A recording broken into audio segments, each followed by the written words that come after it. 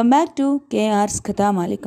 ఇప్పటి వరకు మీరు విన్న కథ పక్క వీధిలో రాజ్యం గారు కాలం చేశారని సూరమ్మ ద్వారా తెలుసుకున్న వర్ధిని ఆ మాట వాళ్ళ అత్తగారికి చెప్పింది. ఆమె మైలు పట్టాలని చెప్పి హడావిడి చేస్తుంది. అంతలో అక్కడికి వచ్చిన సూరమ్మ నోటి నుండి రాజ్యం గారి పోయిన విషయం తెలుసుకొని తనకున్న శాస్త్ర పరిజ్ఞానంతో ఆమె పోయిన వేళ విశేషం మంచిది కాదని లెక్క తెలుస్తుంది. ఆకలికి ఆగలేని వర్ధిని భోజనం మాట చెప్పేసరికి కొడుకు శంకరానికి హోటల్ నుండి భోజనం తెప్పించమని చెప్పి ఆమె సూరమ్మతో సోదిలో పడిపోతుంది. తర్వాతి భాగం లోకం తీరు రెండో భాగంలో ఇప్పుడు విందాం. Welcome back to KR's Kathamalika. లోకం తీరు పార్ట్ 2ను ఇప్పుడు వినబోతున్నారు. రచయిత పి గోపాలకృష్ణ గారు, కథాపఠనం ఏ సురేఖ. ఏమైందమ్మా, ఎప్పుడూ లేనిది భోజనాలు బయట నుండి తీసుకురమ్మన్నావు అడిగాడు. ఏమీ లేదురా నాయనా, పక్క వీధిలో రాజ్యం గారు లేరు అంటూ ఏదో చెప్పబోయారు. గవర్నమెంట్ ఆఫీస్లో ఉద్యోగమేమో. శంకరానికి ఏది పూర్తిగా వినడం అలవాటు పోయి ఆవిడ భోజనానికి వస్తానన్నారా అత్తాకోడలకి, మీరు వండే వంటల మీద ఎన్నాళ్ళకు అవి బాగుండవనే ఒక అభిప్రాయం వచ్చి హోటల్ నుండి తీసుకురమ్మని పురమాయించారన్నమాట అన్నాడు. నీ మొహంరా పిచ్చి సన్నాసి, నా వంటలకే వంకలు పెడతావరా తింగరు సన్నాసి, నీకిదేం మాయరోగం రా అక్కుపక్షి అంటూ తిట్ల దండకం అందుకున్నారు సీతారత్నం గారు. ఈ చేతులతో కొన్ని వందల మందికి వండి వడ్డించాను.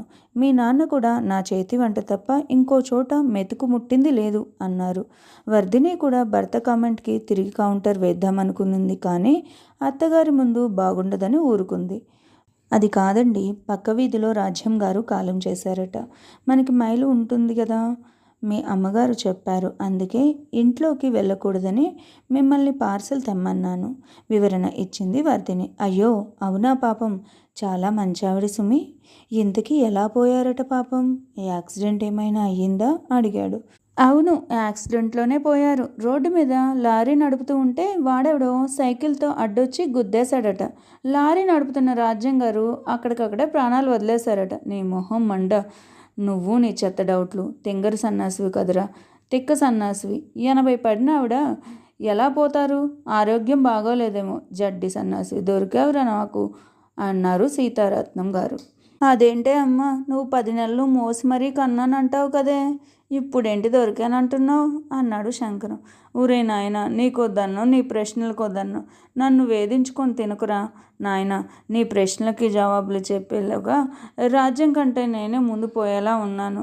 ఉసై వర్ధిని, ఇంత తులసి తెరదో నా మొహాన తగలయ్యవే. వద్దులే, అసలే మైలు కదా, తులసి మొక్కను ముట్టుకోకు.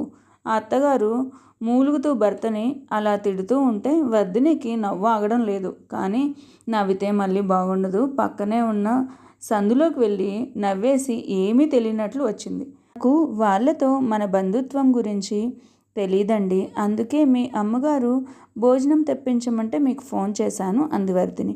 భోజనం వడ్డించు అంటూ డైనింగ్ టేబుల్ దగ్గరకు వెళ్ళబోయాడు శంకరు.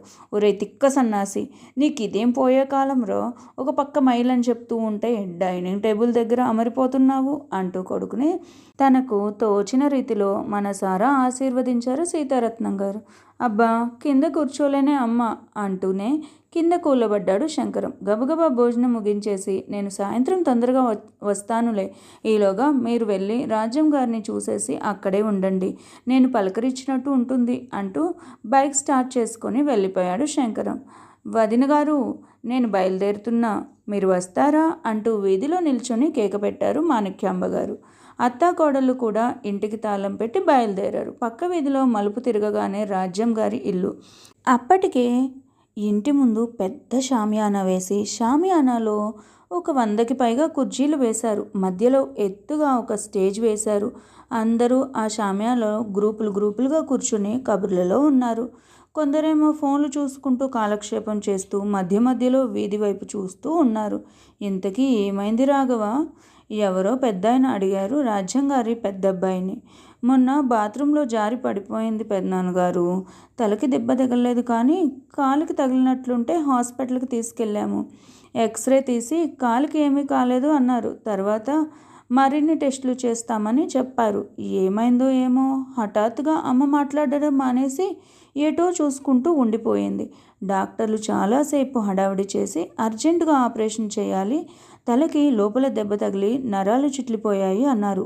ఆపరేషన్కి 7.5 లక్షలు తీసుకున్నారు. నిన్నంతా బాగున్నట్లే అనిపించింది. మళ్ళీ హఠాత్తుగా మాట పడిపోయింది.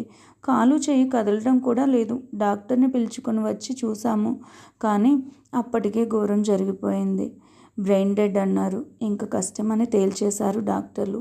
వెంటిలేటర్ తీసేస్తే ఇంకా అయిపోయినట్లే అనడంతో ఇంకా కాసేపు చూడమని చెప్తే రాత్రి 12:30 దాకా చూశారు. ఇంకా లాభం లేదు, తీసుకెళ్ళమని మహా అయితే 1-2 గంటలు అంతే అన్నారు. కళ్ళు తుడుచుకుంటూ చెప్పాడు రాఘవ.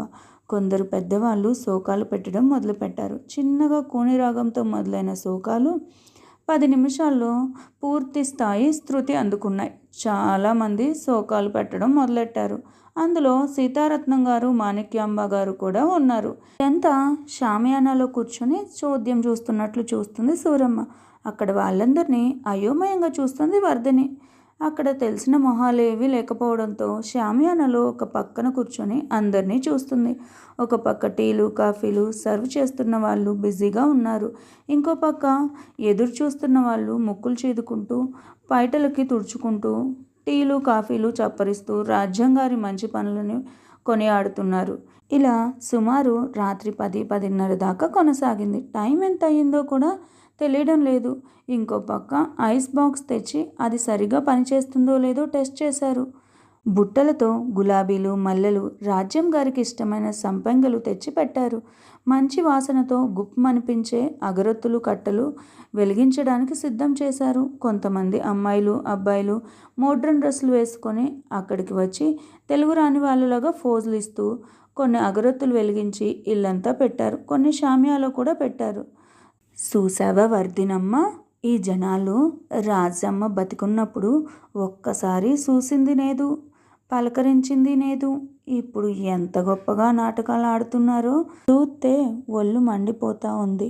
వర్ధిని పక్కనే ఉన్న సూరమ్మ చెప్తుంది. వర్ధినికి మళ్ళీ ఆకలి, నిద్ర ముంచుకొస్తున్నాయి.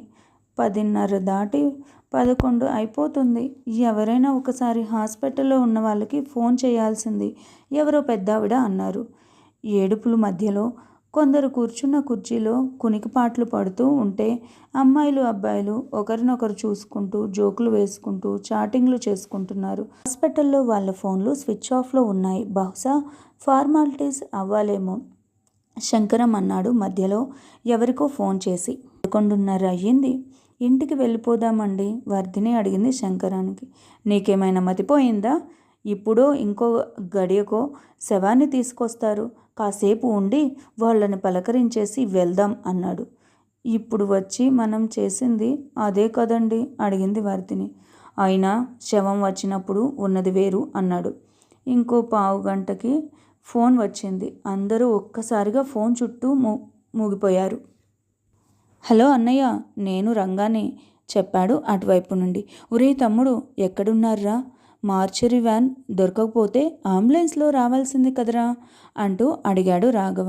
అదేమీ కాదన్నయ్య, ఉదయాన్నే వెంటిలేటర్ తీసేసిన డాక్టర్ తన రూమ్కి వెళ్ళి డిశ్చార్జ్ సర్టిఫికెట్ రాస్తూ ఉండగా అమ్మ మళ్ళీ మాట్లాడింది. దాంతో మేము డాక్టర్ని పిలుచుకొని వస్తే డాక్టర్లు చాలామంది వచ్చి అమ్మని పరీక్షించారు.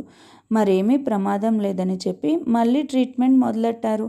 హాస్పిటల్లో ఫోన్ పనిచేయక నీకు కాల్ చేయలేదు. ఇప్పుడే బయటకి వచ్చి నీకు ఫోన్ చేస్తున్నాను అన్నాడు రంగా అంటూ అక్కడే కూర్చుండిపోయాడు రాఘవ. ఏమైంది బాబు అడిగాడు ఎవరో. అమ్మ పోయిందని తెలిసేసరికి ఈ ఏర్పాట్లన్నీ చేసేశాము. ఉన్న డబ్బంతా ఖర్చయిపోతే అప్పు చేసి మరీ అంత్యక్రియలకి ఏర్పాట్లు చేశాము. ఇప్పుడు అమ్మ బతికింది, అప్పు మిగిలింది. నవ్వాలా ఏడవాలా తెలియని స్థితిలో ఉన్న రాఘవ ఏం చెప్తున్నాడో వర్ధినికి కాసేపు అర్థం కాలేదు. షామియానాలో ఒక్కసారి కలకలం మొదలైంది. నాకు ముందే అనుమానం కొడుతుందే సూరి, నువ్వు సరిగా విన్నావా అని 10 సార్లు అడిగాను. అందుకే ఆ తాగుబోతు సచిన మాటలు విని నాకు కబురు చేరవేశావు. నేను ముందే చెప్పాను కదా వదిన, రాజ్యానికి ఏమీ కాదని. రాజ్యానిది గట్టి పిండం, 1000 ఏళ్ళు చక్కగా బ్రతుకుతుందంటే ఒక్కరైనా నా మాట విన్నారా? అక్కడ చూడడానికి ఇంక సినిమా ఏమీ లేనట్లు ఒక్కొక్కరు ఒక్కొక్క మాట మాట్లాడుకుంటూ కులాసాగా కబుర్లు చెప్పుకుంటూ ఆ అర్ధరాత్రి ఇళ్ళకి తిరిగి ప్రయాణం పట్టారు. ఇంకా కాసేపు కూర్చొని తమ తమ బంధాలని మరింత పెంచుకోవాలనుకునే యువతీ యువకులకు ఆ అవకాశం పోయినందుకు ఊసూరుమంటూ ఇళ్ళ వైపు బయలుదేరారు.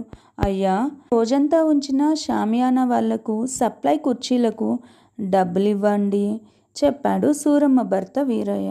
ఐస్ బాక్స్ ఉంచమంటారా అయ్యా, తీసేద్దామా? ఒక్కరోజు అత్త 2000 అండి. మా ఓనర్కి విషయం చెప్పి లెక్కప్పజెప్పాలండి అడుగుతున్నాడు టౌన్ నుండి ఐస్ బాక్స్ తెచ్చిన అతను. ఏమర్రా, రాజ్యం గారి శవాన్ని తీసుకొచ్చారా? ఉదయాన్నే రావడం లేట్ అయిపోయింది.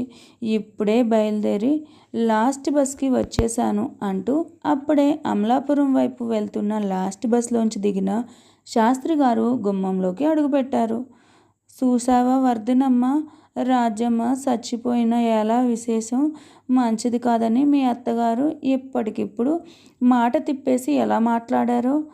సావు బతుకుల్లో ఉన్నవిడికి 7-8 లక్షలు పోసి వైద్యం చేయించిన రావులు బాబు ఇప్పుడు ఆ ముసలమ్మ బతికిపోయినది అని తెలిసేసరికి ఖర్చులు పెరిగిపోయినాయి అంటూ ఏడుస్తా ఉన్నాడు. ఏటో ఈ లోకం తీరు నాకు అర్థం కాదమ్మా. వర్ధిని వెనకాలే నడుస్తున్న సూరమ్మ చెప్పింది. వారం రోజులు హాస్పిటల్లో ఉంచి అమ్మని తీసుకొని వస్తానని చెప్పిన రంగా మీద కోపం తన్నుకుంటూ వచ్చినా ఏమీ అనలేకపోయాడు రాఘవారావు. కార్యక్రమాల పేరు చెప్పి 1 లక్షకి తక్కువ కాకుండా లాగేయొచ్చు అని అక్కడ అడుగుపెట్టిన శాస్త్రి గారు రాజ్యంగారు పోనందుకు ఒకంత విచారంగా లోపల ఆమెను తిట్టుకుంటూ ఆ రాత్రి తలదాచుకోవాలని కాబట్టి ఒక మూల పక్కపరుచుకున్నాడు. అవును, సూరమ్మ చెప్పింది నిజమే కదా. లోకం తీరు అంటే ఇంతేనేమో. మౌనంగా నడుస్తూ ఆలోచిస్తుంది వర్ధిని. మరో చక్కటి కథతో మీ ముందుకు వస్తాను. అంతవరకు ధన్యవాదాలు.